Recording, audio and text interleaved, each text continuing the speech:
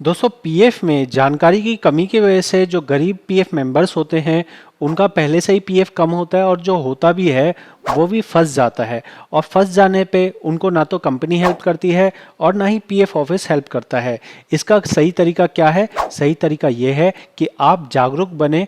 आपको जो मैं जानकारी दे रहा हूँ इसे खुद भी सीखें और दूसरों को भी सिखाएं, क्योंकि अगर आप समझेंगे तो पीएफ ऑफिस के पास 58,000 करोड़ रुपए फंसे हुए हैं। अब ये 58,000 करोड़ लाखों गरीब लोगों के पैसे हैं जो वो नहीं निकाल पाते, और इससे हम सुधार ला सकते हैं अगर हम हर आदमी को सही जानकारी उसे पहुंचा सकें। आज की वीडियो में मैं आपको दिखाने वाला हूं कि पीएफ मेंबर एक ऐसी मिस्टेक करता है जिसकी वजह से उसका अपसेंट लगातार लगता जाता है।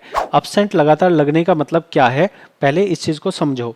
देखो, ज़्यादातर लोग क्या करते हैं, जो हार्ड वर्क करते हैं, जो ब्लैक कॉलर जो जॉब करते हैं, उनका काम क्या होता है? उनका काम ये है कि उसने एक जगह नौकरी ज्वाइन करी, फिर उसको अगर वहाँ समझ नहीं आया उसने वहाँ छोड़ दिया, रिज़ाइन प्रॉपर नहीं दिया, बिना प्रॉपर रिज़ाइन दिए वो दूसरी कंपनी जाके ज्वाइन कर लेता है। जैसे मैं अगर इस पर्टिकुलर एग्जांपल की बात करूं तो एक ड्राइवर साहब हैं, उन्होंने एक जगह पे अपना सारा कुछ दिया, सारी डिटेल वगैरह दी और वहाँ पे 2 महीने 3 महीने काम किया। 2021 में आप देखोगे तो इन्होंने यहाँ पे 4,000 रुपये यहाँ उठाए, 15,000 रुपये यहाँ उठाए। मतलब सिर्फ इन्होंने लगभग समझो कि 1 महीना 10 दिन काम किया। ठीक है, 1 महीना 10 दिन काम करने के बाद इन्होंने नौकरी छोड़ दी। इन्होंने जाके दूसरी जगह पे नौकरी चालू कर ली, लेकिन इन्होंने कंपनी में ये सूचना नहीं दी कि मैं अब से आपके पास नहीं आऊँगा। और कंपनी का भी इस तरह का सिस्टम है जहाँ पे वो इस चीज़ को देख नहीं रहे हैं कि कोई मेंबर अगर अपसेंट है तो उसका पैसा ना जमा किया जाए। कंपनी क्या कर रही है? कंपनी हर महीने उस व्यक्ति को अपसेंट दिखा रही है। इस अपसेंट दिखाने की वजह से इस मेंबर के एनसीपी डेज बढ़ते जा रहे हैं। यहाँ पे कंपनी ने सिर्फ 1-2 महीने की एनसीपी डेज नहीं डाले हैं, कंपनी ने पूरा पूरा 2 साल के लिए इस आदमी को अपसेंट दिखाया है। मतलब कंपनी का ये ज़ीरो जमा करने का मतलब ये है कि ये आदमी हमारे यहाँ नौकरी कर रहा है लेकिन ये अपसेंट है। ये फॉल्ट किसका है? ये फॉल्ट है कंपनी का कि उसने इस आदमी का 0-0 कंटिन्यू जमा कर रहे हैं। और दूसरा फॉल्ट है पीएफ मेंबर का, जो इस बारे में जानकारी नहीं रखता है कि उसके पीएफ पासबुक में 0 नहीं आना चाहिए। अगर 0 आ रहा है तो इसे ओवरलैप माना जाएगा। जैसे ये 2 साल से इसका अपसेंट लग रही है तो 2 साल से खाली तो बैठा नहीं होगा, कहीं ना कहीं जॉब कर रहा होगा।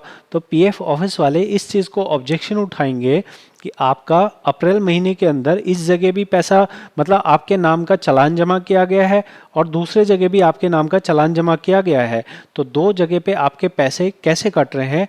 2 जगह के खातों में आपका नाम कैसे आ रहा है? तो इस ऑब्जेक्शन को कह के जब ये गरीब आदमी अपने कुछ 50,000 1 लाख रुपए निकालने जाएगा तो पीएफ ऑफिस से साफ मना कर देगा कि जाओ जाके कंपनी से सफाई लेके आओ। और फिर कंपनी वाले इसका काम नहीं करेंगे और इस तरह से इसके जो मेहनत के पैसे हैं, जो ये मजदूरी कर रहा है, जो 12 घंटे बस चला रहा है, उसमें इसका पैसा फंस जाएगा और इसको कोई हेल्प नहीं करेगा।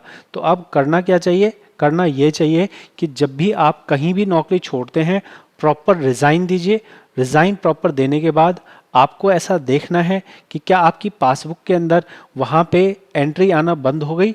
जब आपने नौकरी छोड़ दी, अगले महीने की एंट्री नहीं आनी चाहिए। अगले महीने की एंट्री ना आए इस चीज़ को आपको सुनिश्चित करना है। अगर इस तरह की 0 की एंट्री आ रही है तो आप तुरंत कंपनी को सूचना दें कि हम आपके यहाँ से रिज़ाइन दे चुके हैं, लेकिन उसके बाद भी आप हमारा अपसेंट लगा रहे हैं, जिससे मेरा अकाउंट जो है वो एक गलत प्रभाव उस पर पड़ेगा। आपको अगर मैं यहाँ पे दिखाऊं एनसीपी डेज, सर्विस हिस्ट्री पे जाएंगे हम यहाँ सर्विस हिस्ट्री पे जा रहे हैं। सर्विस हिस्ट्री पे अगर हम चलेंगे 183 नंबर आईडी है, 183 आईडी पे अगर हम आते हैं तो आप देखिए यहाँ पे कितने छुट्टियाँ लगाई गई हैं। यहाँ पे 373 छुट्टियाँ लगाई गई हैं, 373 छुट्टियाँ लगाई गई हैं। इस मेंबर का जो ये मेहनत करके पैसा जोड़ रहा है, जो इसके पेंशन की सर्विस जुड़ रही है, उस पेंशन की सर्विस में लगभग 2 साल की पेंशन इसकी बर्बाद हो गई। 2 साल के जो मेहनत के इसके पैसे थे, जो इसके पेंशन में जमा हो रहे थे, जो इसको रिटायरमेंट के टाइम मिलते, अब उसको 2 साल डिडक्ट कर दिया जाएगा। तो यहाँ पे गलती बहुत मेजर हुई है, आपके साथ ऐसी गलती ना हो इसके लिए जो मैंने आपको बताया है उस बात का ध्यान रखना है। जब आपने नौकरी छोड़ दी आपकी एंट्री रुक जानी चाहिए, 00 एंट्री नहीं आनी चाहिए। 00 एंट्री आए तो तुरंत कंपनी से संपर्क कीजिए। अगर कंपनी ना करे तो पीएफ ऑफिस में लिखित में शिकायत कीजिए, क्योंकि कंपनी अगर इस तरह 00 डालती रहेगी तो आगे चल के आपका पेंशन भी कम मिलेगा और साथ में ही आपका जो ओवरलैप है, ओवरलैप की समस्या बन जाएगी और फिर आपको कंपनी से कंपनी में चक्कर लगाना पड़ेगा।